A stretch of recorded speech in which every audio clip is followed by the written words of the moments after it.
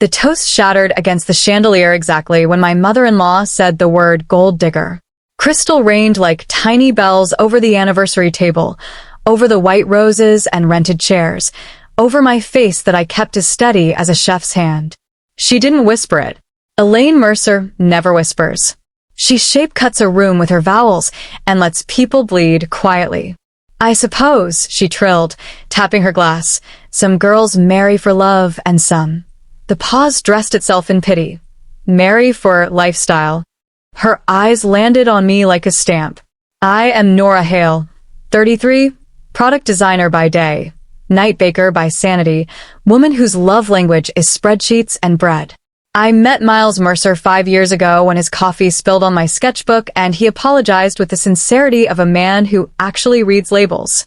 We eloped at City Hall, then promised his family a real celebration later, the kind with linen, speeches, a string quartet. This night was supposed to be that, a bow on the long road of earning Elaine's trust. Instead, my dream, quiet dinner, clinking forks, his hand under the table squeezing mine, turned into theater. Around us, cousins leaned in like sunflowers to gossip. A videographer panned just enough to catch my face. I swallowed. The sourness of champagne lived behind my tongue. Miles shifted in his chair like a storm learning its directions. He'd warned me, his mother measures worth in square footage, her smiles come pre-monogrammed. Since our wedding, her campaign had been relentless. Nora doesn't come for money. Nora is modern. Nora keeps her own accounts, said like a diagnosis. She invited me to ladies' lunches, where praise was performance art and questions were scalpels. What brand is that bag? Your ring is understated. Do you work because you enjoy it or because you have to? I worked because I breathe. Elaine lifted a brow, satisfied. Anyway, cheers, she sang, and people raised glasses because muscle memory is stronger than conscience. I set my napkin down. My voice, when it came, surprised me by being soft. Congratulations on 40 years, I said into the microphone the planner shoved at me. You taught your son to show up. That's why he's here. That's why I'm here. I smiled, careful. Love is the only thing you can't monogram. A murmur, approval? Confusion? Behind it, a darker current. Prove yourself. Then Miles stood. He took the mic. His jaw was a straight line, his cufflinks, a gift from me, caught the chandelier's light and threw it back. Since we're making statements, he said, voice low, I'd like to make one too. He reached for the paper bag at his feet, the kind high-end boutiques use to hide audacity, and set it on the table. Elaine laughed. What on earth is this, darling? Miles met his mother's eyes. Proof, he said. He pulled out a slim leather folder, a notarized document on top with both our names, and a stack of bank statements I recognized, but not from our joint account. I grew up above a florist that always smelled like apology and spring. My mother, June Hale, ran stem and story with compassion and ruthless inventory control. She taught me to count petals and pennies, to rescue blooms with sharp cuts, to leave no wilted thing unattended. Money wasn't a river, it was a sink we filled cup by cup. College was scholarships and night shifts, sticky keyboards and borrowed headphones. I learned industrial design because objects tell the story of how we live. My capstone was a prosthetic kitchen tool for arthritic hands. My professor cried quietly while I demoed it. I took a job at a mid-sized product firm, the kind of place that makes ordinary life kinder if you let it. I met Miles at a pop-up bakery where I sold cinnamon knots to fund my R&D. He liked the ones at the end of the pan, extra caramelized, a little feral. He asked about my recipe. I told him it was time and patience. He said, "Marry me," as a joke. 9 months later, he wasn't joking. He came with a family who lived like a catalog. Elaine chaired boards, corrected waitstaff like it was philanthropy, and ran a social calendar that could be taught as choreography. Richard, my father-in-law, worked and vanished and sometimes smiled with his whole face when talking about boats. Early on, mistreatment nibbled, never bit. "You insist on paying?" Elaine would say as if I'd offered to juggle knives. Sweet. At dinners, She'd seat me between donors and ask about my creative projects, teeth on the word creative. She sent me a Hermes scarf with a note. For your interviews, first impressions matter. When I got promoted on merit and bruised elbows, she said, networking helps too. When Miles and I decided to keep separate accounts with a shared household fund, she smiled like I'd confessed to a crime. Modern, she said, and I swear I saw the word crawl under the table in shame. She asked my salary in front of cousins like she was asking the weather. I told her. She blinked, surprised it had real numbers. Worse was the subtle retuning of Miles. You're a Mercer, she'd remind him, like gravity. We take care of our own. It sounded like love.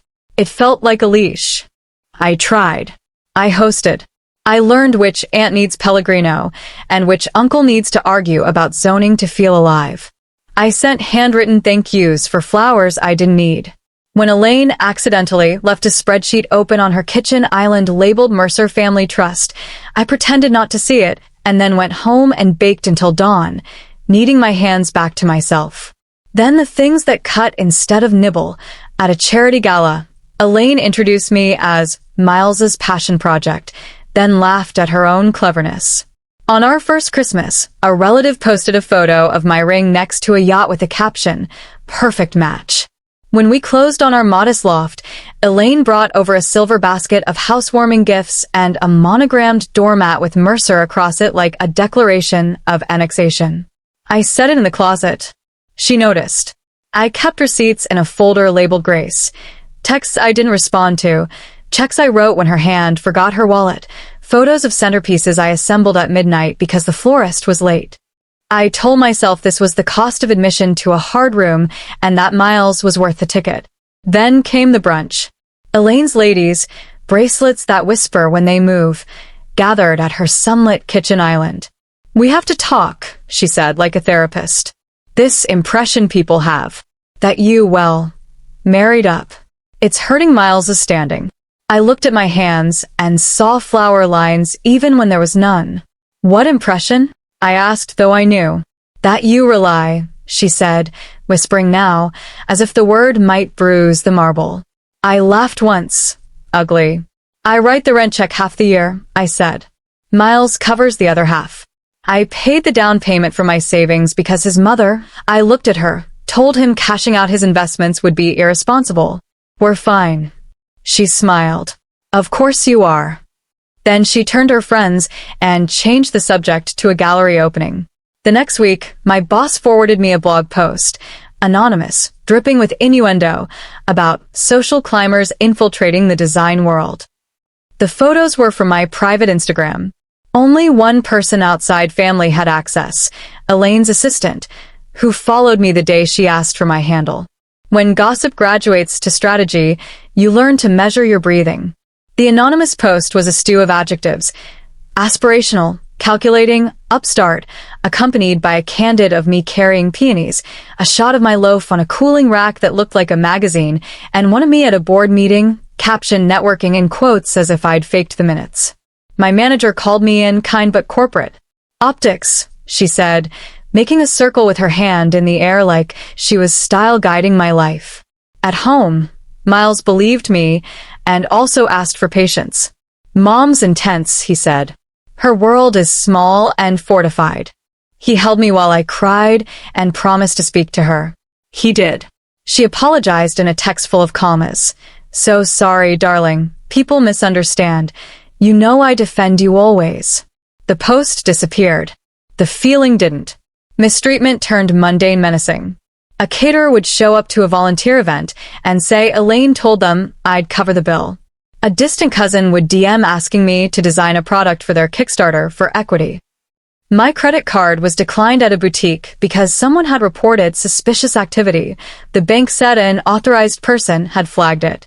The only authorized people were me and Miles. He hadn't called. He looked stricken. I'll check, he said. He checked. The note on the account read Mercer Family Office. We don't have a family office. Then came money wounds, checks written from our joint account for donations at tables where I wasn't invited to sit, reimbursements that somehow never arrived, a surprise upgrade, on a family trip that charged to our card. When I asked Elaine, she called it family float. When I objected, she said, "Darling, money is water. Yours, ours, it all moves." I started documenting side by side what happened and what she said. I put it in a binder labeled rope. Breaking point, a Sunday lunch in the Mercer Garden, white tents and people who clap when someone walks in. Elaine told a story about me maxing out Miles's card on frivolous kitchen gadgets. Laughter. I set down my fork, saw my reflection in the knife. "I don't have access to his card," I said. "We keep our finances separate, remember?" She smiled without her eyes. "If you say so." Then she added, like nothing, "Of course, your little bakery money helps." Somehow the word little was a scalpel. For months, I had kept my other life quiet. The midnight cottage bakery that paid for my mother's leaky ceiling, the subscription list that sold out in 4 minutes every Friday, the little line on my LLC paperwork that read Hail Goods. I never announced it because joy is often safer when no one can bruise it. Elaine bruised it anyway. She began telling people I baked because the Mercers encouraged creativity. Charity wearing pearls. One afternoon, I found her in my kitchen, uninvited, filming my sourdough for her Women Who Do It All series. I took the phone from her hand. "You don't get to narrate me," I said. She flinched like I'd used a slur. Miles watched the crack widen and stood with one foot on either side, torn and trying. "Give me time," he said. My heart said now. My brain said paper. I met with an estate attorney named Priya, who arranges truths for a living. We drafted a post-nup that read like a vow. Separate properties stays separate. Joint account caps. Family loans require signatures and receipts. Miles signed without blinking. I saw his hands shake with relief. Elaine found out. "A post-nup?" she said on the phone. Acid sweet. How unromantic. The next day, a cousin conveniently leaked that Nora made Miles sign a contract to protect her bakery empire. Empire was said like a punchline. I started quietly moving money. Nothing dramatic, just oxygen. An emergency fund at a different bank. A merchant account away from the card Elaine liked to float. The bakery's profits into a savings vehicle I controlled. I set up account alerts for any attempt to access our joint account without my approval. Every time Elaine tried to use Family Office to peek, an email pinged me. I printed them. Then she escalated publicly. The anniversary dinner toast that called me a lifestyle choice. I watched her decorate the wound with a smile. Which is why the folder in Miles's hands at the anniversary table mattered. Inside, the post-nup already filed, my LLC earnings, 6 figures nobody knew about, and something else I hadn't seen, a share certificate with my maiden name on it, for a company I had only ever advised at 3 a.m. over tea. 3 years ago, before the doormat with Mercer sat unread in my closet, I'd helped a friend, Lily, prototype a therapeutic baking tool for tremor patients. We sketched on napkins, made ugly foam models, failed upward. When a small hardware incubator courted her, I wrote the pitch deck after my day job while the city slept. Lily offered me 5% founder shares in her new company. I insisted on 1% and a clause that vested only if we shipped. "You built this with me," she said. I said, "I'll lend you my spine. Just keep your name." We filed the paperwork and then we built something that worked. Good Hands launched, and on a Tuesday none of us were expecting, a larger medical device firm offered to acquire it cleanly with stock and cash. I never told Elaine because private is a palate cleanser. I told Miles because marriage. He told no one. In Miles's hand now, the share certificate and a letter from Good Hands Counsel, stamped last week, secondary sale executed. The number at the bottom made my throat click. Miles had sold my vested 1% back to Lily at a fair price and placed the proceeds into a donor-advised fund under my name, Hail Fund, earmarked for women-owned microbusiness grants in our zip codes. "This," Miles said into the mic, voice steady, "is how my wife spends money." He lifted the letter. She turned a tiny equity stake she earned into grants for other women who don't get invited to rooms like this. Elaine's mouth opened and closed, a fish discovering air. Someone clapped. Then someone else. Then the room tipped toward sound. And since there's confusion, Miles continued, laying out the stack like a dealer. Here's the post-nup. My idea, our signatures. Here are wire receipts from Nora's accounts covering our down payment, because my mother said I should never touch principal. Here's her LLC PL, the little bakery, which pays my emergency dentist bill last winter when a Mercer ski weekend met a Mercer tree. Laughter skittered and landed on the safe parts. He wasn't done. And here, he raised one last paper. Our attempted access logs on our joint account by an outside party labeled Mercer Family Office. We don't have one. Mom, if you know who that is, please tell the room. All the air left the tent. Elaine smiled like a woman auditioning for innocence. This is wildly inappropriate, she said. We don't discuss money in public. You did, Miles said, calm as blade. When you called my wife a gold digger in public. The planner hovered by the DJ, unsure whether to start the music or fetch a defibrillator. I expected heat behind my eyes. Instead, I felt cool, like first rain. I folded my napkin and placed it on the table exactly where the stain from the shattered toast had dried into a pale halo.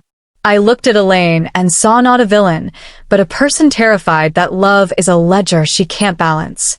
Still, terror isn't permission. Elaine reached for dignity and found rage. You signed away control to a fund? She spat. Why wouldn't you tell me? Don't you know how this looks? She meant to donors, to friends, to the mirror that only speaks wealth. Like my wife is not here for your money, Miles said. Because she never was. He nodded at the AV tech.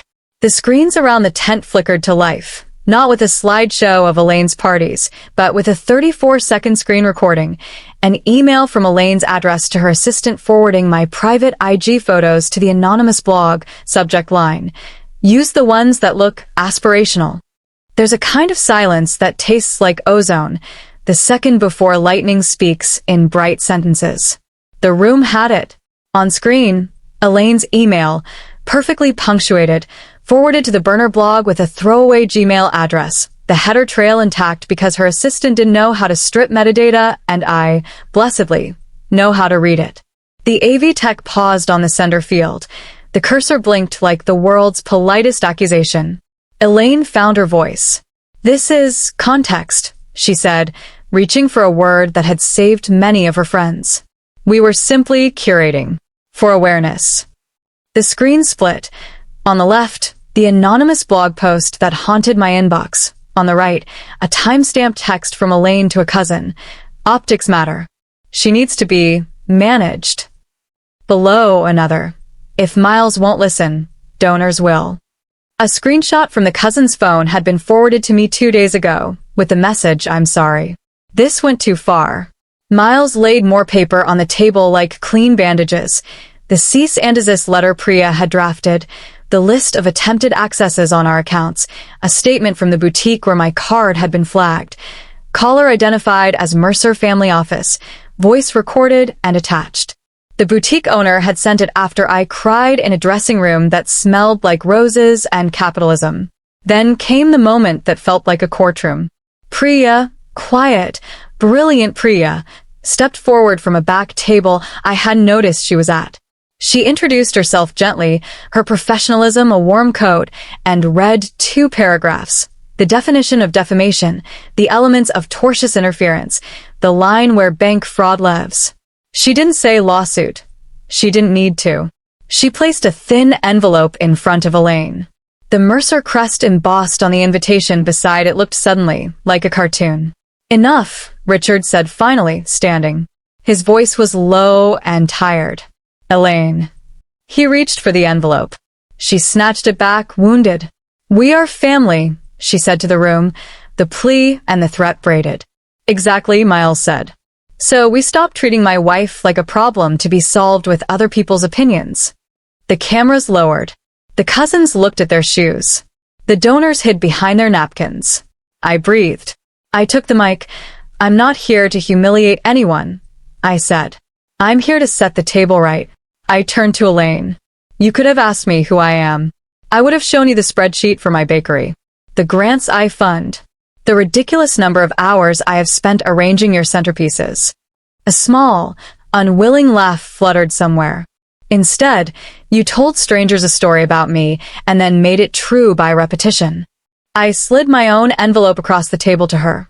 A printed copy of the Hale Fund's first 2 grants, $7, $500 to a single mom whose food truck failed in winter, $5,000 to a seamstress who'd been sewing in her kitchen with a machine older than her.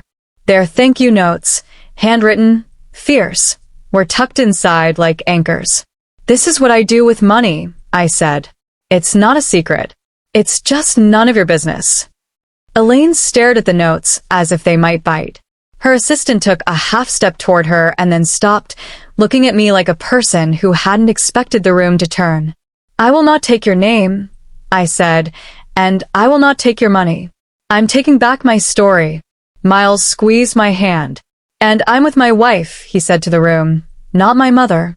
Elaine opened her mouth, the retort poised, and then her phone vibrated. She glanced down. Her face changed.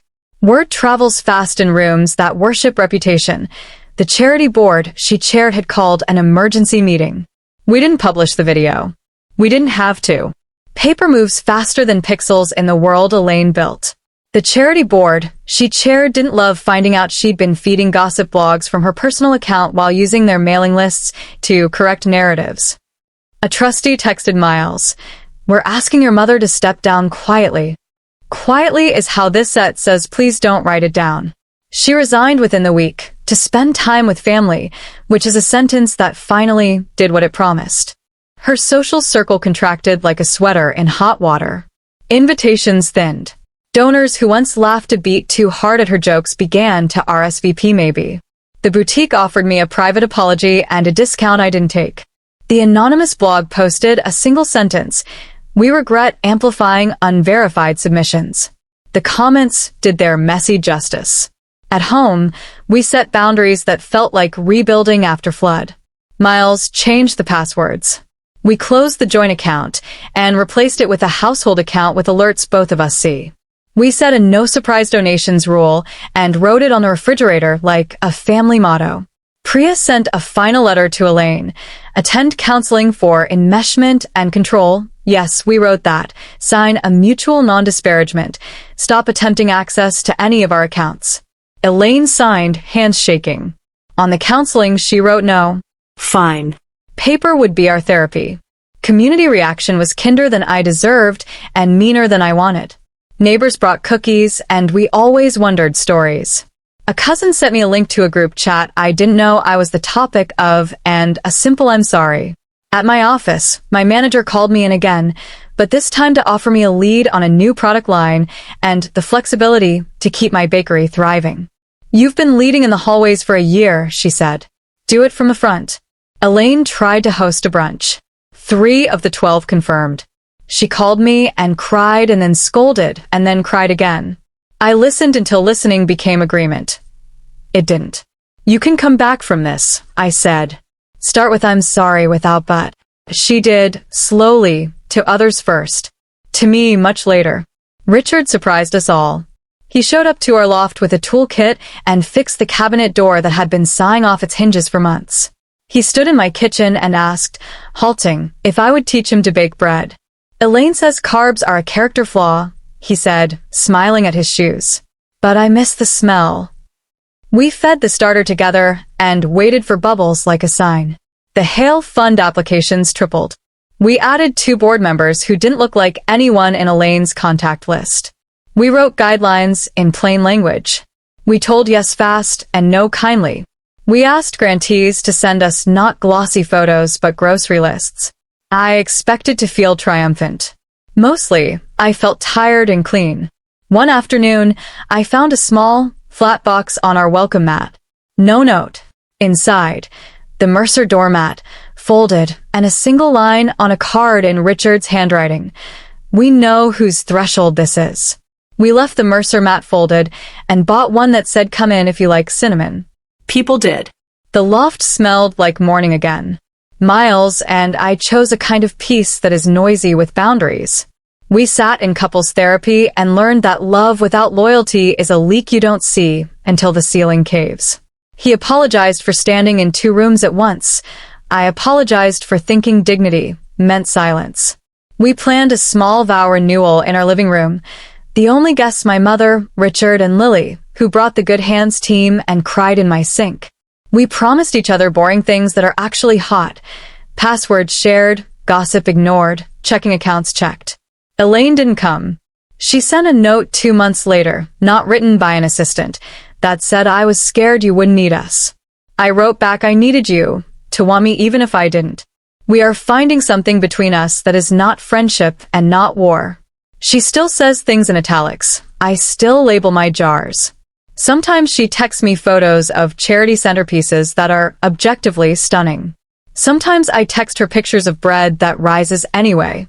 The bakery that used to live in my midnight hours now lives 3 days a week and employs 2 women who laughed when they saw their first paycheck because it came with a printed recipe on the back. The product I designed launches next spring, an accessible tool for one-handed cooks that makes kitchens less cruel. The Hale Fund crossed $250,000 in grants, and a woman sent me a voice memo of her opening the door to her first storefront and sobbing. I sobbed back. As for the room that once swallowed me whole, I walk into spaces like that and smell the expensive fear. It no longer terrifies me. It bores me. If a person asks the wrong question with a smile, I answer the right one with a boundary. People adjust. If you're listening with a mother-in-law who narrates you wrong, if you're in a family that confuses love with leverage, hear me. Every scar tells a story of survival. Keep fighting for your truth. Keep receipts. Put your name on the work you fund. Make your money boring and your kindness loud. Let them underestimate you until it's useful, then build something that doesn't require their applause. If this story fed a brave part of you, subscribe. Tell me in the comments the one boundary you'll write down this week. I'll read them between batches and board meetings and maybe name a cinnamon knot after the best one. Miles still keeps the leather folder in our hall closet, not as a threat but as a reminder. Truth fits on paper. On slow evenings, we open the windows and let cinnamon and laughter walk down the block like neighbors. Sometimes, when I'm proofing dough, my phone buzzes with a photo from Richard, a loaf a little lopsided, gorgeous anyway. I type back, keep feeding it. He writes I am. We are.